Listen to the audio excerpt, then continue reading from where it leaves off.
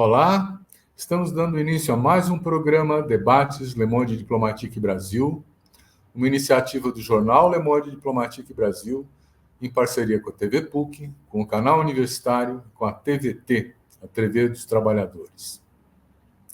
Hoje, como não podia deixar de ser, nós vamos tratar das eleições municipais. Tem menos de 30 dias para que elas ocorram, não é?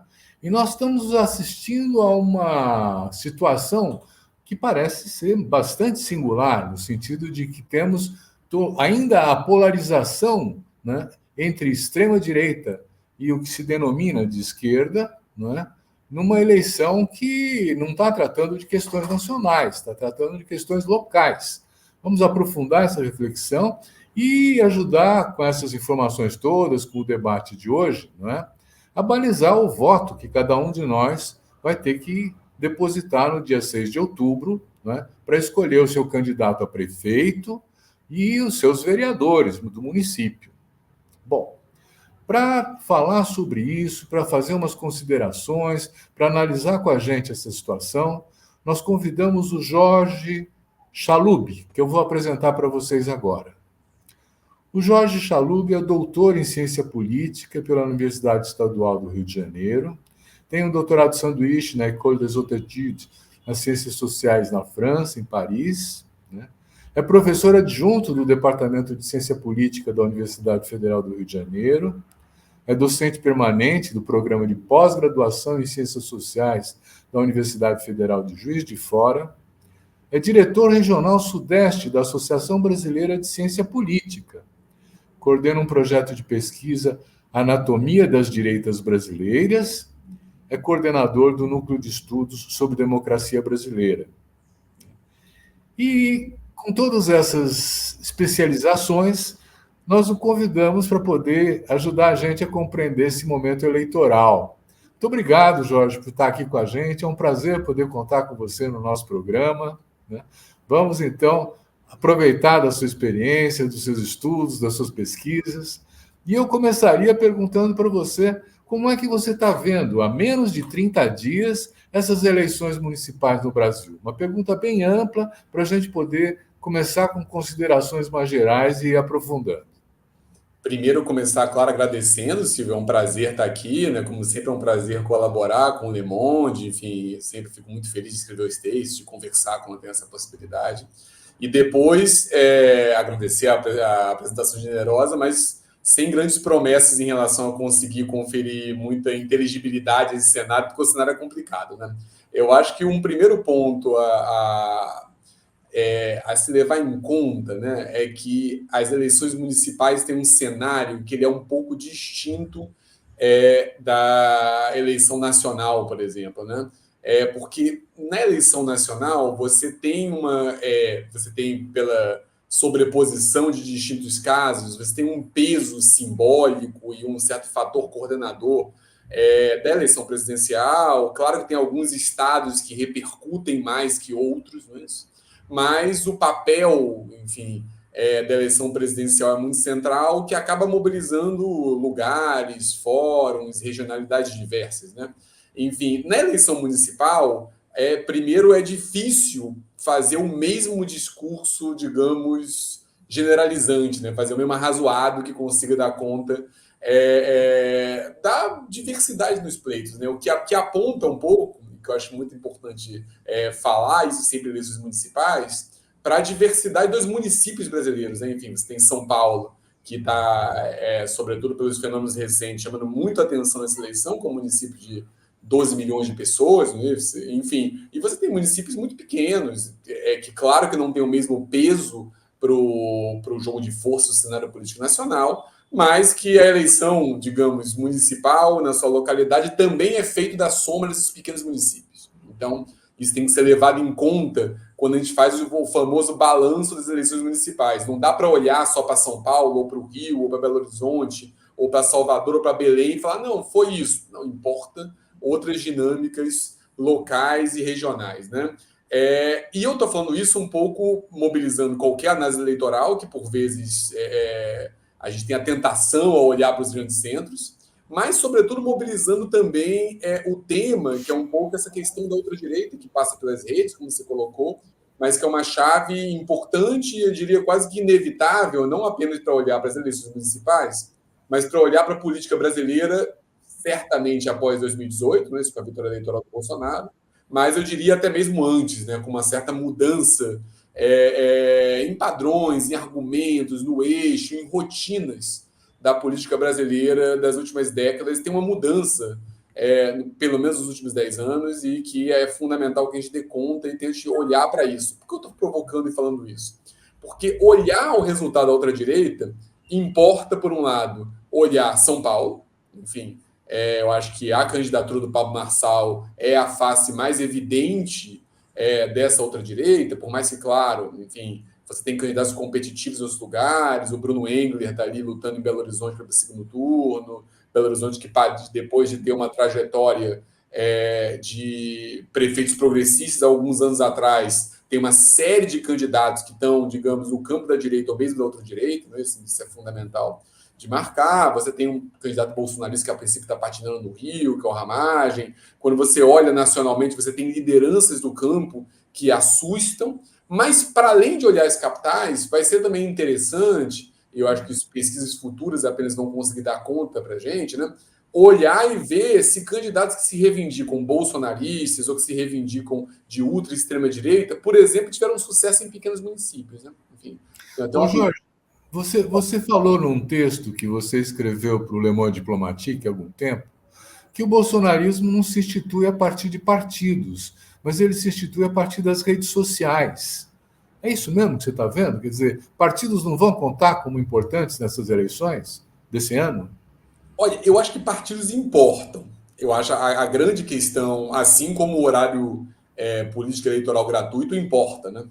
Isso quer dizer, é um ponto importante, né?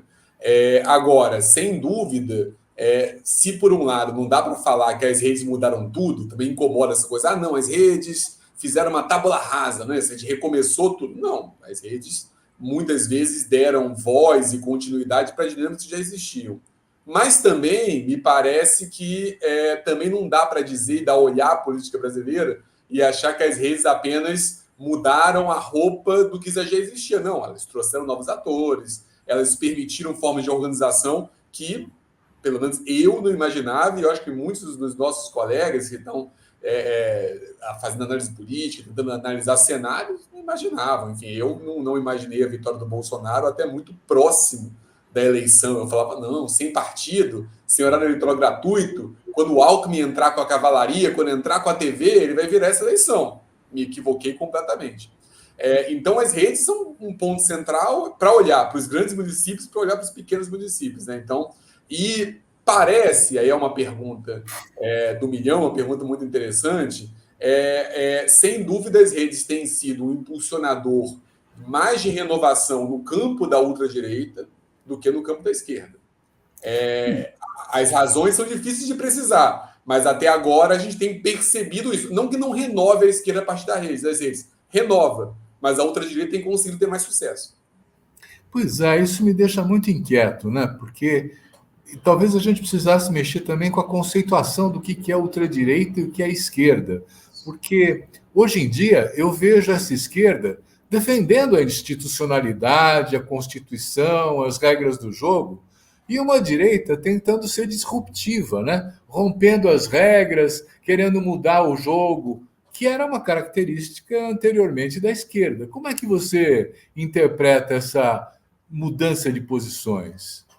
Não, eu estou bem de acordo com você, Silvio. Eu acho que, sobretudo num cenário mais antigo, isso quer dizer, se a gente pensa no tempo histórico mais longo, enfim, para falar diretamente, você já teve muitas direitas disruptivas. Né? Enfim, o fascismo era uma direita disruptiva, o integralismo no Brasil era uma direita disruptiva, que vendia horizontes de uma grande pátria, não é isso? Que por vezes tem a cara do retorno do passado, mas se sabe muito bem que é um retorno do passado que também tem um quê de futuro, de mudança. Num certo contexto, parecia, enfim, sobretudo a partir do pós-Segunda Guerra, num cenário, parecia que a esquerda tinha uma capacidade de produzir utopias, não é isso? De produzir futuros possíveis, que era maior do que a da direita. A direita parecia ser o status quo, a administração da vida, do mundo, e a esquerda parecia oferecer futuros possíveis. Quando a gente olha mais recentemente, sobretudo depois da queda do Muro de Berlim, a percepção que depois do momento em que os horizontes estavam muito rebaixados, né, em que parecia que não tinham muitas utopias disponíveis e que muita gente, à direita e à esquerda, vendia a ideia de que tinha era isso aí mesmo, que era uma variação entre uma centro-esquerda moderada e uma centro-direita moderada, parece que a possibilidade de se abrir ruptura com o presente, de se vender um novo futuro, de se propor utopias, está mais à direita do que à esquerda. Não é isso? E tá mais... Mas qual é a utopia que a direita está defendendo? É uma utopia regressiva, mas é uma utopia. Vamos comparar, por exemplo, o discurso do Lula e do Bolsonaro na eleição de 2022, não é isso? O Bolsonaro continua com um ponto, mesmo tendo governado, de destruir tudo que está aí. Não é isso? É uma utopia destrutiva, que vai, talvez, reconstruir um país, não é isso? Patriarcal, branco, hierárquico, não é isso? Organizado pela violência, pelas forças armadas, de uma população armada. Isso descreve em parte o que mas isso vende para a população a ideia de que essa ultradireita vai romper radicalmente com o que existe. O discurso do Lula era administrar melhor o que existia, e não é menosprezar, sabe? Não é dizer que as pessoas viverem melhor, terem transporte melhor, não é fundamental. Comer picanha mais é fundamental, mas o imaginário era: não, a esquerda vai permitir que as pessoas não apenas comam bem, mas consigam eventuais luxos. A esquerda vai aumentar, digamos, o crescimento do salário mínimo. Agora, isso é muito menos disruptivo com a ordem presente do que, digamos, o que é proposto pela ultradireita. E quando você olha para a ordem presente profundamente desigual, com diversos cenários, digamos, críticos, é compreensível que uma parte da classe trabalhadora e que uma parte do proletariado olhe para a direita e fale: nossa, mas de repente, mesmo que esse cara seja meio estranho, eu vou apontar que é possível outro futuro. Jorge, nós vamos fazer um pequeno intervalo e já voltamos, tá?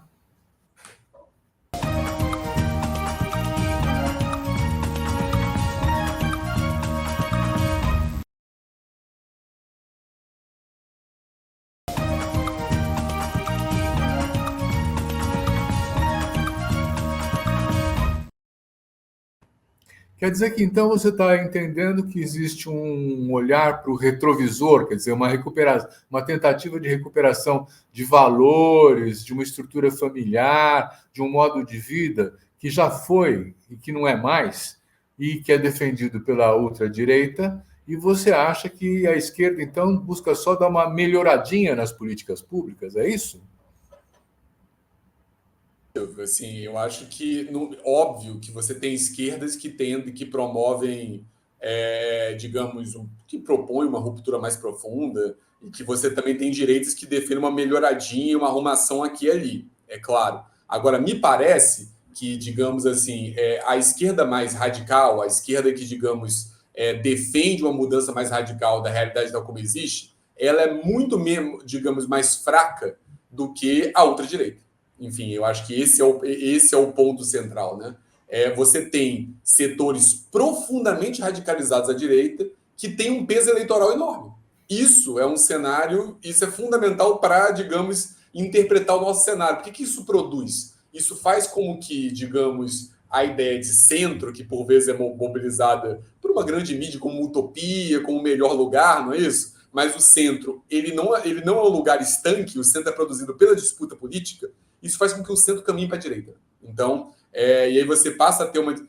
O nosso centro sempre foi, digamos, inclinado à direita. Ele sempre tem uma assimetria entre esquerda e direita, não apenas no Brasil, mas é da natureza de esquerda e direita elas serem assimétricas em relação à ordem, digamos, hegemônica. Agora, isso parece ter crescido. Então, propostas muito moderadas de mudança social são vendidas como propostas ultra-radicais de esquerda. Ao passo que, digamos, ideias que 10 anos atrás nós olharíamos chocados, não é isso? E mesmo um certo centro liberal olharia chocado, uma direita liberal, fala, não, isso vai longe demais, é vendida como uma perspectiva legítima e normal. Isso é fundamental para interpretar não apenas a eleição municipal, mas para interpretar o nosso debate público e nossa trajetória dos últimos anos.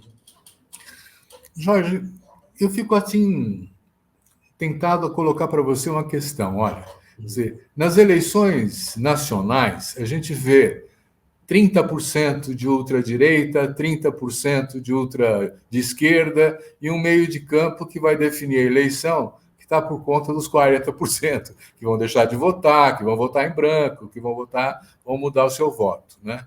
Isso continua nas eleições municipais? Como é que você explica uma polarização, hein? É, Ela tá ocorrendo, essa polarização? eu acho, quando eu olho, não é que eu acho que o conceito de polarização não tem a sua serventia, ele tem. Mas eu acho que, digamos, a polarização é uma marca, para mim, da política brasileira de algum tempo. Né? Você tinha uma polarização entre PT e PSDB. A grande questão não é que você tem uma nova polarização. A grande questão é o padrão de polarização. Eu acho isso. A grande questão é que a polarização hoje é entre ultradireita e centro-esquerda. É isso. Não é mais entre centro-esquerda e centro-direita. E isso Por que muda mudou? radicalmente a dinâmica da polarização. Por que mudou? Aí tem vários pontos, né? Eu diria, primeiro mudou, e como eu interpreto, o que eu chamo de ultradireita, não é isso? Eu penso na ultradireita de duas maneiras, né? A ultradireita, ela é tanto um campo, quanto ela foi uma coalizão que levou o Bolsonaro ao poder. O que compõe essa coalizão? Uma direita tradicional no pós-88, que se radicalizou, isso quer dizer, você vai olhando as campanhas do PSDB, o PSDB foi absorvendo uma retórica cada vez mais à direita, não é isso? O Serra com o aborto em 2010, o Aécio com a maioridade penal em 2014. Você começa a retratar a esquerda não como adversário, mas como inimigo, não é isso? Isso, então, assim, você teve uma direita que se radicalizou, esse primeiro ponto. E você teve novos atores de, digamos, extrema-direita que souberam ler bem essa mudança de cenário. Tanto ler esse movimento da direita tradicional, quanto, por exemplo, usar bem as redes sociais, se aproveitar de um momento de fragilidade, de ataque sistêmico à direita, à esquerda e à centro-esquerda. E aí você criou um campo e uma coalizão que junta atores que são diversos, porque essa direita radicalizada e esses novos atores da extrema-direita são diversos. Só que eles criam um campo no qual eles têm muito mais afinidades e eles rejeitam profundamente qualquer coisa que se pareça não apenas como esquerda mais radical, mas qualquer coisa que soe progressista mesmo. Então, é essa a questão, né? Então, não é que eu sou a favor da extrema-direita, eu sou contra a esquerda no governo. Tem um pouco uma posição assim que também se coloca, né? E eu fico pensando assim, o empresariado, ele vai embarcar nessa aventura da extrema-direita de novo? O ponto é, né? Eu acho que às vezes tem algo que, por exemplo, tem discursos e narrativas interessantes, até críticas em relação à trajetória do PT, de acomodação, e que elas ignoram alguns elementos que a algum ponto. É claro que teve um cenário ali que o empresariado, parte da Fiesp, não é isso? Teve muito próximo do governo petista, né?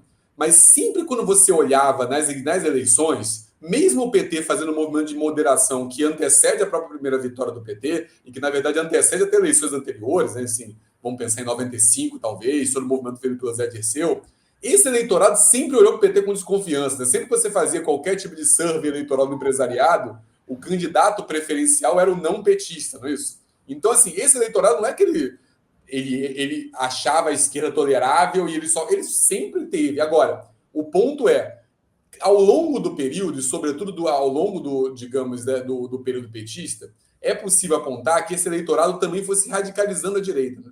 E para isso a gente tem que olhar até geracionalmente para esse empresariado, para a sua trajetória, para a construção das suas fortunas. Tem um campo de pesquisa que já está sendo feito, claro, mas que é muito profícuo e interessante andar por aí. Né? E esse eleitorado ele passou a operar pela seguinte ideia: qualquer coisa à direita é melhor do que a esquerda moderada. É isso. Então, mesmo que se olhe e fale, o Bolsonaro é uma figura, digamos que para esse eleitorado, por muitos aspectos, ele soa bizarro, ou um Pablo Marçal pode soar bizarro para esse eleitorado, mas ainda assim, ele é preferível do que a esquerda. E quando você passa a ter esse tipo de formulação, você cai numa dinâmica que é muito perigosa. Por quê? Porque a ultradireita ela é essencialmente antidemocrática. Ela é essencialmente, digamos, coloca o golpe ou coloca a ruptura com a democracia como parte do jogo. Jorge, tem uma diferença esse ano também. Tem 56 bilhões de emendas parlamentares para serem distribuídas esse ano. Mais da metade já foi distribuída, pelo que eu sei, né? Tem 4,9 bilhões do fundo eleitoral para ser distribuído entre os partidos, nem para falar do fundo partidário também, né? Quer dizer, é uma montanha de dinheiro que não tinha na eleição de 2020, não é? Como é que você avalia que ela vai influenciar as eleições? É difícil prever, né? Que é um ponto assim, né? Eu acho que quem estuda esse vínculo entre distribuição de emendas e a representação local, claro que aponta que afeta, evidentemente afeta. Se você tem um parlamentar que vai operar, e mesmo que ele não vá concorrer diretamente na eleição local, mas ele vai ter seus apoiadores, ele vai ter seus candidatos que ele vai patrocinar, é evidente que ele, com mais possibilidade de fazer obras, de inaugurar coisas, de utilizar essas emendas e conseguir fazer um discurso de que essas emendas melhoram saúde, educação, por aí vai, é claro que isso afeta, isso tende a reforçar quem está no poder. Mas muitas vezes essa dinâmica não é tão mecânica. Agora, a gente vai ter certeza desse cenário mesmo, porque, ao fim e ao cabo, você está colocando isso, Silvio. Qual vai ser o efeito desse novo orçamento construído ao longo dos anos no mundo pós-Eduardo Cunha, né? Desse novo papel do Congresso e do novo cenário do orçamento para as eleições locais? Eu acho que a gente não teve tempo de ver como isso vai funcionar.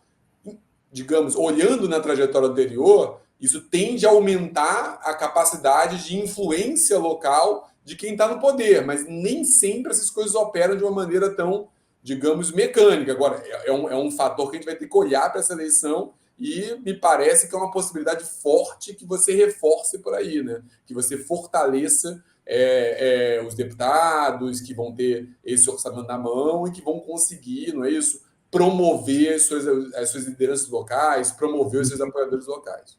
Estamos falando do continuismo, num certo sentido, né? Eu acho que dado como é a atual característica da esquerda, do Congresso, desculpa, que é muito desfavorável à esquerda, né?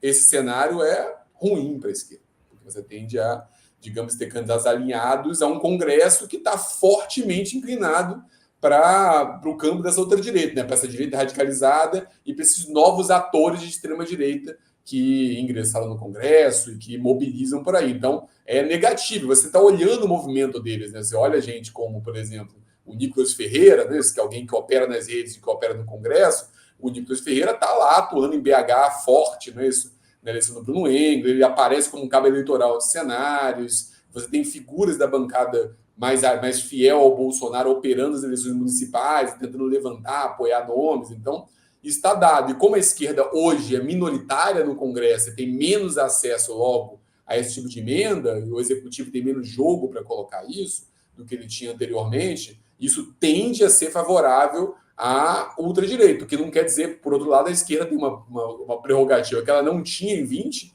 como que ela não tinha em 16, porque 16 a Dilma tinha sido derrubada, tinha ocorrido o golpe antes, que outra vez concorrer a uma eleição estando no Poder Executivo Federal, o que não é também nada mecânico, mas é uma vantagem, né, isso, para o PT para conseguir. A questão é como que o PT vai usar desses recursos, o que ele vai pensar, se ele vai pensar num curto prazo, ele vai pensar num médio prazo, num longo prazo, porque pensando no curto prazo ele pode apenas melhorar topicamente. Se ele conseguir articular esse pensamento de um mais curto prazo a um pensamento mais amplo, isso pode produzir efeitos ao longo do tempo, né? Enfim, dizendo isso, não, eu acho que tem que pensar, evidentemente, em conseguir produzir o melhor governo possível até 26, mas tem que pensar também em produzir e apoiar, por vezes, candidatos que não necessariamente vão ser os mais votados, os mais vitoriosos, mas que a médio prazo criem um campo melhor para a esquerda. Até pensando mesmo no parlamento, por exemplo, pensando no Congresso Nacional em 26. Você sabe que eu não acho que seja assim só a médio prazo. A curto prazo eu acho que também tem um impacto. Eu levantei uns números, né? Olha, são 5.568 prefeitos e vice-prefeitos que vão se eleger, né? Verdade que mais de 80% desses municípios têm menos de 20 mil habitantes, né? Mas quando eu fui ver o número de vereadores, eu fiquei mais surpreso. São 58 mil vereadores que vão ser eleitos. Aí eu fiquei pensando, bom, eles vão ser eleitos e vão contratar os seus assessores, né? Por exemplo, São Paulo tem 30 assessores para cada vereador. O Rio de Janeiro é 20 assessores para cada vereador. Cidades têm 9 assessores, outros têm menos, tal. Eu chutei por baixo, vamos dizer assim, 5 assessores por vereador. Então nós teríamos 58 mil eleitos com 5 assessores cada um, na média, né? Dá umas 300 mil pessoas, né? Então, é essa estrutura que está se organizando agora, né, que vai ser eleita agora, né, que deve impulsionar as campanhas de 2026.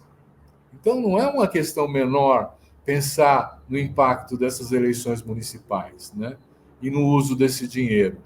Mas eu vejo agora que tem a campanha eleitoral na TV, tem campanhas de rua, né? Como é que você está vendo o desenvolvimento das campanhas? Tem algum lugar privilegiado? São as redes sociais o principal lugar para disputar as eleições hoje?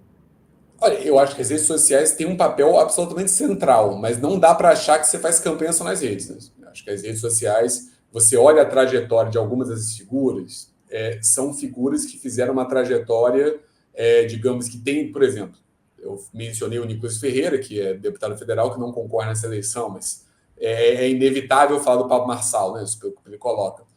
A trajetória do Nicolas Ferreira e a trajetória do Pablo Marçal tem na rede social algo absolutamente fundamental, né? E o tipo de performance que eles fazem nas redes e o tipo de ideia que eles definem nas redes montam um determinado público e tem uma afinidade grande com o campo da ultradireita, da mesma maneira que talvez a modo como eles operam nas redes seja por eles serem de ultradireita. Então, as coisas se retroalimentam, digamos assim.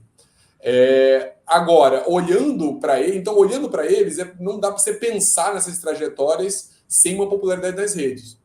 Porém, o ponto fundamental é que quando eles ganham certa dimensão e quando eles passam a operar, hoje eles próprios não olham e pensam só na rede, né? Eles estão pensando nesse tipo de campanha. Eles estão tentando mobilizar cabo eleitoral, arrumar dinheiro, não é isso? Fazer táticas de mobilização que são tradicionais, porque mais do que, digamos, falar só que o online predomina sobre o offline, o que esses caras que eles querem fazer é romper essa barreira, né? Romper a barreira on-offline e tá articulando o tempo todo. Então, o Marçal, quando está querendo subir no carro do Bolsonaro na Paulista, não é que ele quer só produzir corte, porque ele diz que quer, quando ele vai na TV, não é isso? Pública, ele fala que é só produzir corte, mas ele sabe que tem gente que não vê o canal dele, não é isso? E que está acessando ele no Roda Viva. Ele sabe que tem gente que não vê o canal dele e que está acessando ele no debate, não é isso? Quando você tiver o debate de primeiro e de segundo turno, enfim, colocado. Então, ele sabe que vai ter gente da Paulista que de repente ele vai conseguir fazer um discurso que vai falar: nossa, esse cara que subiu aí falou, não é isso? Quem eu quero votar, melhor ele que o Nunes. Então, também tem que ter cuidado, porque tem uma análise muito apressada, você fala: não, hoje o mundo é dos nativos das redes. Não, sem dúvida, hoje as redes têm um papel absolutamente central, mas os políticos continuam querendo tempo de TV, continuam querendo campanha, apoio empresarial, continuam querendo mobilizar a rua, continuam querendo cabo eleitoral. Então, é mais uma composição nesses mundos, sem poder prescindir das redes, do que uma ideia de que hoje são só as redes que importam, digamos assim. Mas olha, não tem muita originalidade nisso. Se você for ver os argumentos da extrema-direita na França, nos Estados Unidos, quer dizer, todos eles estão com esse ethos regressivo que você está identificando, né? Quer dizer, e eu não vejo muita originalidade na campanha brasileira. Você vê? Olha, originalidade em termos, digamos assim, novidade num campo ou de um projeto intelectual, não necessariamente, mas tem alguns elementos que eu tenho olhado e que eu acho que são particularidades até internas entre essas direitas, né? E aí eu acho que é interessante, porque quando o Javier Milei venceu na Argentina, a gente prestou muita atenção para ele, e agora a gente passou a olhar menos para ele, né? De um ponto. O que eu acho que é interessante, que é distinto, por exemplo, do caso francês, é que se você olha para o Rassemblement National, você olha para Marine Le Pen, por exemplo, você vai ver que a ideia, esse campo ultraliberal, não é isso? Que tem libertários, minarquistas, anarcocapitalistas, ele é pequeno na direita francesa. Ele também é pequeno na direita da Europa Ocidental como um todo, não é isso? Eu diria assim, um ponto. Na América Latina, isso quer dizer, por uma influência norte-americana muito forte desses intelectuais, esse campo cresce. Então, é um campo que eu diria, o que eu chamaria de uma radicalização moral do liberalismo, que muda o que era o neoliberalismo anterior. Porque assim, o Milei, ele não quer convencer você, por exemplo, a diminuir o Estado porque isso é mais eficiente. Esse era o discurso neoliberal clássico. Ele quer convencer você a reduzir o Estado porque isso é moral, porque isso é um princípio, isso é certo. Mesmo que você passe fome, é melhor você passar fome sem depender do Estado do que você ter uma renda mínima dependendo do Estado. E me parece que uma figura como o Paulo Marçal, com as distinções, né? O Milei era, digamos, um intelectual, um economista meio midiático, né? Colocado. O Marçal é um coach de rede social, que até reivindica uma origem mais popular do que o Milei. Mas eles se assemelham por essa dimensão meio moral do liberalismo, não é isso? O Milei que vai colocar assim, o Marçal vai dizer que também as coisas, que ele também está preocupado que as coisas funcionem, e que ele diz como você ganhar dinheiro, e que ele diz como você a vida melhorar, não é isso? Mas tem ali no fundo uma ideia que é uma ideia ultra individualizada e ultra moralizada de que ao fim e ao cabo, não é isso? O bom é eu por eu mesmo, né? O bom é ser egoísta, o bom é defender, e que ao longo da sua vida, mesmo que você passe um perrengue, né? Defender e seguir o caminho do indivíduo isolado é o melhor ponto. Isso me parece que é mais forte na América Latina, pensando em Brasil, Argentina, também o Chile, com caixa um pouco, e que é uma característica muito forte da política norte-americana também, mas lá tem outros cenários, comparado a outros direitos. Então, não é uma originalidade, mas é um ponto interessante para olhar. Pois é, você ficou na América do Sul, né? Se a gente for para a América Central, nós temos lá um experimento do presidente Bukele, que tem uma popularidade enorme, não é? Dizer, e que é um jogo duro que o Marçal está querendo reproduzir aqui, não é isso? Considerando muito que eu sou no máximo um curioso sobre o Bukele, não um especialista, mas considerando isso, o Bukele ele tem uma característica marcada que para mim não é a mesma do Marçal, porque o Bukele bota muito no centro a questão da segurança pública. A segurança pública é o ponto absolutamente central do discurso, ou pelo menos da imagem que ele constrói para exportação, porque o Bukele já virou, não é isso, mais do que um político local, ele virou uma certa ideia de percurso de liderança política. Então, ele é 110% de segurança pública. Nesse ponto, pode parecer curioso, mas às vezes eu acho que ele se parece mais com o Tarcísio que com o Marçal. Entendi. Por mais que o Tarcísio acene ali para uma política anti-vacina, de minorias, o Tarcísio dessa aposta, não é isso? De um gestor meio técnico, mas que na segurança pública é tiro, porrada e bomba, e se tiver que matar pobre, que morram, não é isso? É o discurso ou explícito ou implícito. O Marçal também cola com isso, mas o Marçal me parece que isso é um dos vários elementos que compõem a figura dele, que é essa ideia do empreendedor, do bem-sucedido, do empresário, do cara que sabe dizer como você vai dar certo, do gestor, não do gestor eficiente, mas do cara que bota a mão na massa e faz as empresas dele crescerem, tem muitas empresas. Me parece que essa trajetória do self-made man, não é isso? É muito central para ele, e que a segurança pública é só mais um elemento que compõe ali. Então, se eu penso assim, o Bukele brasileiro, com todas as distinções, está mais para o Tarcísio que para o Marçal. Entendi. Vamos fazer um outro intervalo e já voltamos.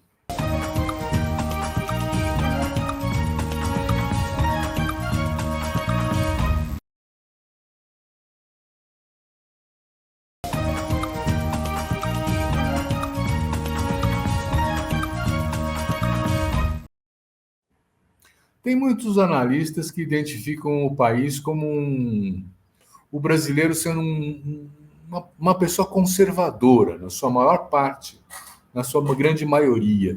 Né? Quer dizer, a isso a gente soma, inclusive, agora, as influências da extrema-direita internacional. Quer dizer, o resultado dessas eleições desse ano vai dar um Brasil mais conservador ou mais progressista?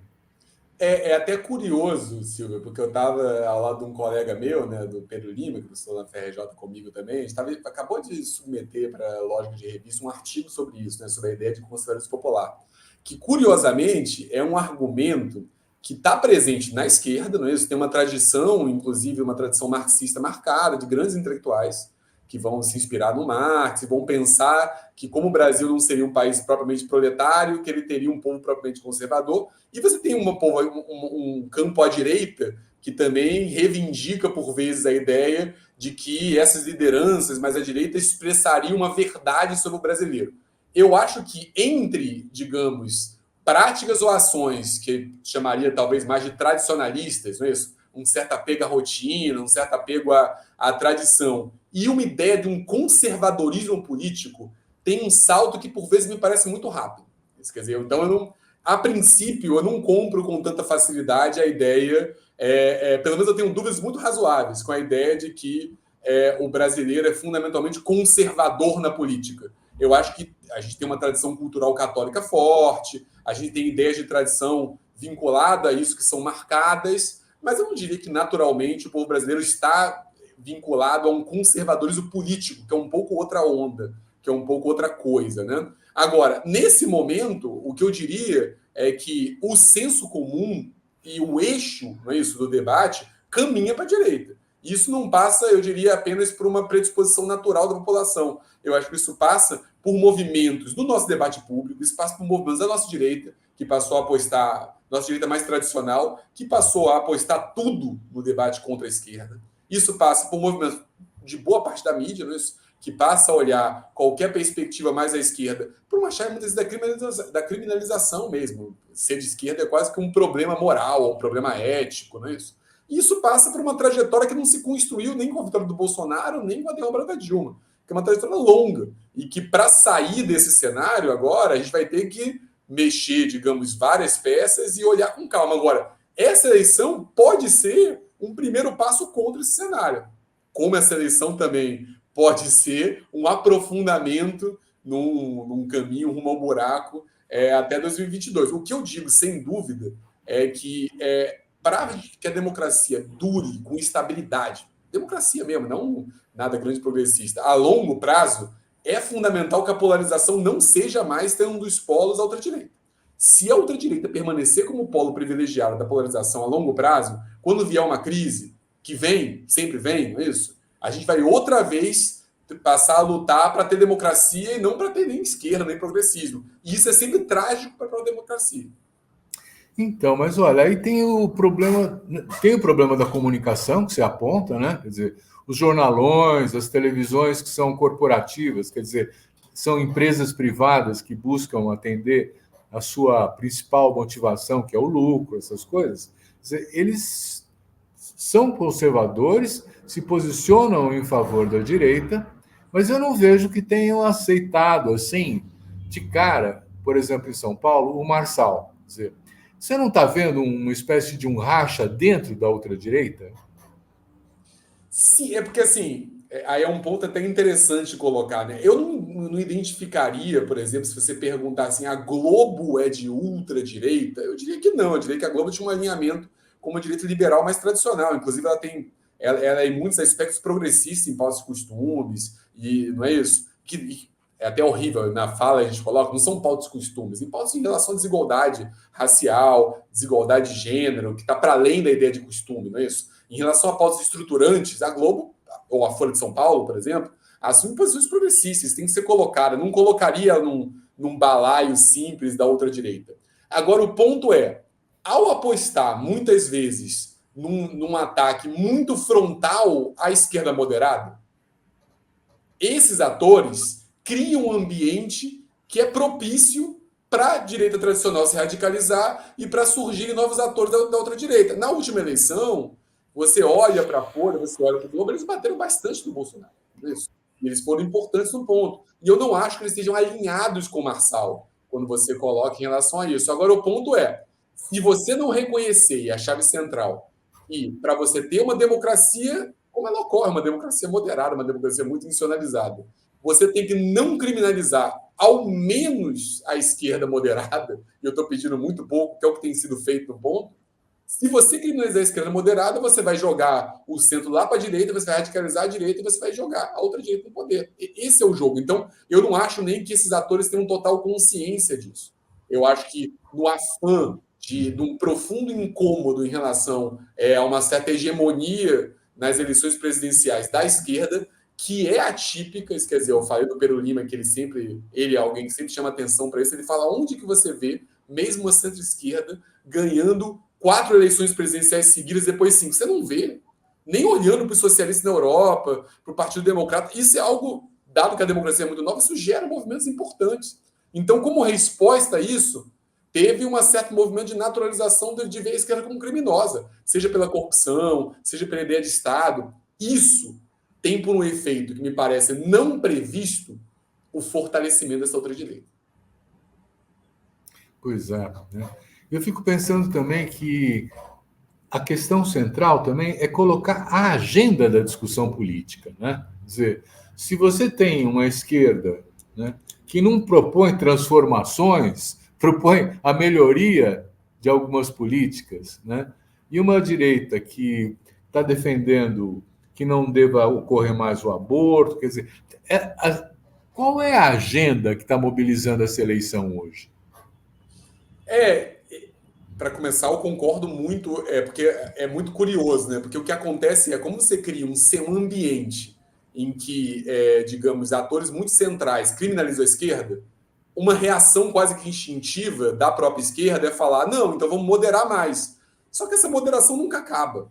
Então, assim, e ao moderar mais, o que você acaba produzindo também é essa perda da capacidade de se vender como novo, né? O eleitor olha, ainda mais o eleitor que não pensa tanto em política, muitas vezes até nosso, sei lá, o nosso ouvinte aqui, quem está assistindo a gente, que talvez é alguém mais interessado em política, a maior parte das pessoas não pensa em política o tempo todo, nem se informa sobre a eleição o tempo todo. Mas quando ela olha na eleição, ela fala, nossa, mas isso é mais do mesmo, né? Por que eu vou votar nesse cara? Mesmo por que eu vou mobilizar para votar? Não vou justificar depois, que é uma questão relevante, por mais que o nosso voto seja formalmente obrigatório. Agora, qual seria a agenda?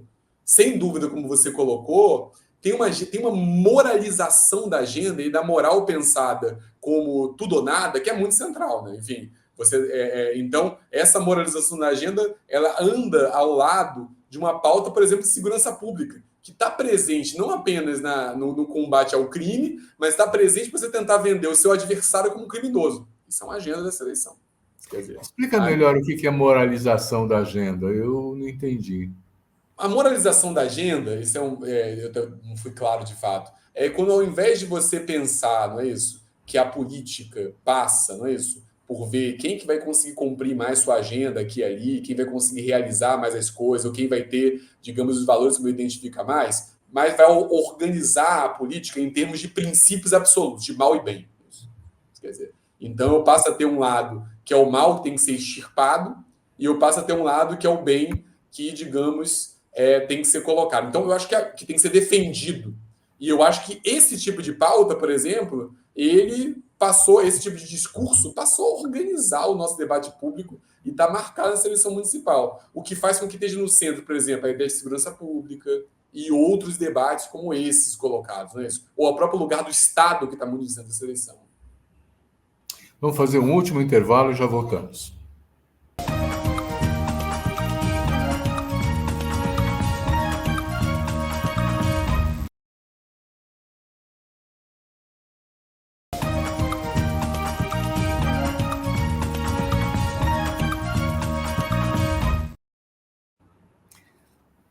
Jorge, tem assim aquela diferença entre os municípios médios, pequenos, as regiões metropolitanas, né?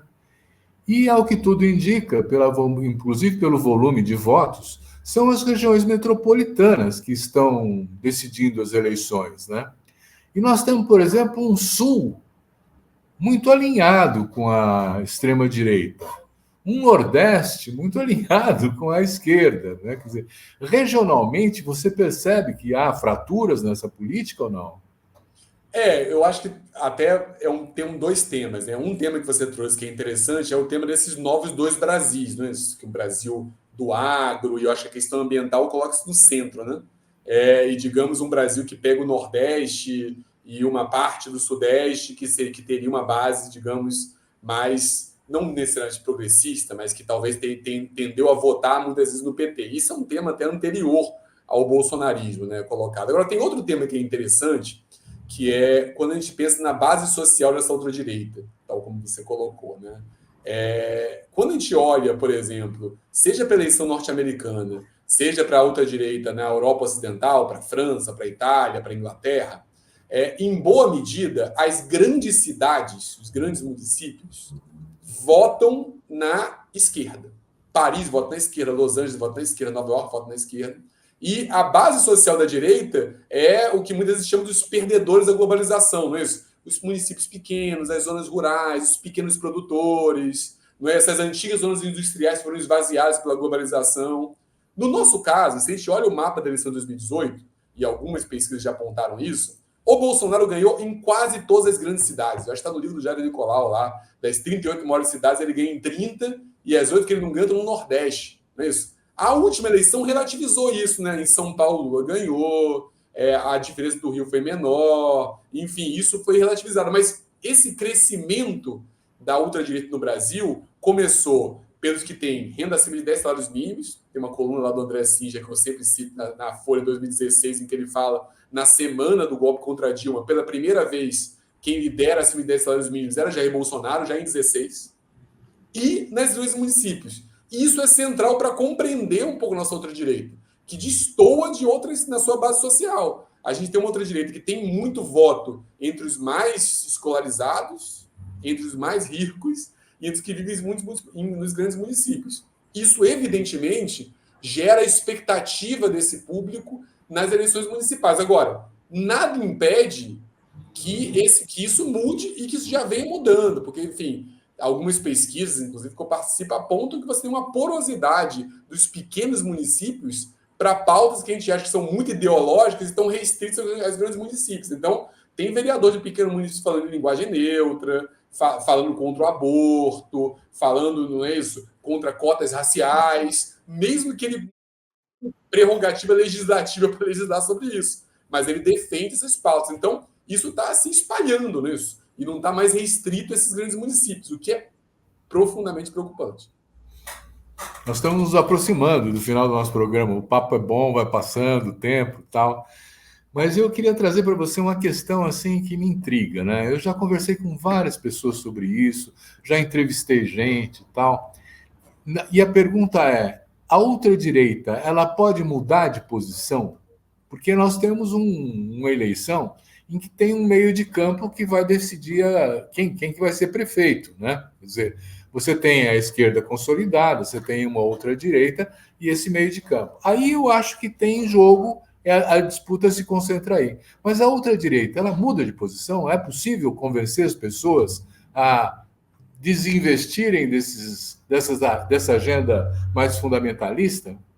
Sem dúvida. Eu diria que, assim, não dá para a gente pensar, você até falou anteriormente, né, a gente estava conversando, os 30% de ultradireita. Não são 30%, não é isso? Eu acho que, na verdade, você tem alguns atores que são, de fato, profundamente, têm uma adesão profunda aos setores mais radicais dessa ultradireita, essa nova extrema-direita mesmo, não é isso colocado. Mas você tem um eleitor tradicional que passou a rejeitar muito a esquerda, alinhado a uma direita mais tradicional, que ele pode eventualmente se moderar, que ele pode, digamos, passar a votar em candidatos mais ao centro, não é isso? Não tão vinculados a esse ponto. Então, seja do ponto de vista do eleitorado, seja do ponto de vista das elites políticas, a verdade é que tem jogo. Por isso que eu falei que é uma coalizão e um campo. Mas esse campo não é natural, nem é estanque, ele muda. O fundamental que você tem que fazer para a democracia brasileira mesmo, em que começa essa eleição, é isolar propriamente o que seria a extrema-direita dentro desse campo da outra direita. E conseguir, digamos, por articulações, por convencimento, voltar a convencer as pessoas de que o que elas já em certo momento acharam intolerável volte a ser intolerável e que seja uma minoria sem capacidade de chegar ao governo, né? Reconstruir o que, sei lá, os europeus na França chamavam de cordão sanitário, né? Esse cordão sanitário acabou e a gente tem que reconstruir isso, e a gente vai reconstruir isso fazendo política, convencendo as pessoas, disputando campos, porque se a gente achar que esse campo